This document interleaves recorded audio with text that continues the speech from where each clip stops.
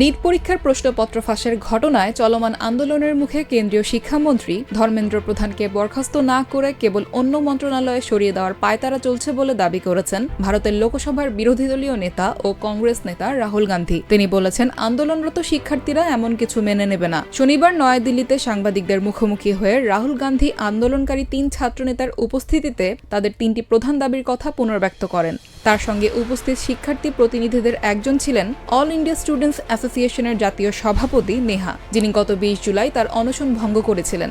সংবাদ সম্মেলনে রাহুল গান্ধী বলেন, যে শিক্ষামন্ত্রী দুর্নীতিগ্রস্ত, অযোগ্য এবং নীতিভ্রষ্ট তাকে অবশ্যই বরখাস্ত করতে হবে। তিনি বলেন, প্রধানমন্ত্রী মোদীর মন্ত্রিসভা থেকে আমরা তথ্য পাচ্ছি যে কিছু কথাবার্তা চলছে, যেখানে বলা হচ্ছে শিক্ষামন্ত্রী প্রধানকে শিক্ষা মন্ত্রণালয় থেকে সরিয়ে অন্য কোনো মন্ত্রণালয়ে দেওয়াটাই হয়তো এই সমস্যার সমাধান। কংগ্রেস নেতা বলেন, এটি কারো কাছেই গ্রহণযোগ্য নয়, তাকে অবশ্যই বরখাস্ত করতে হবে।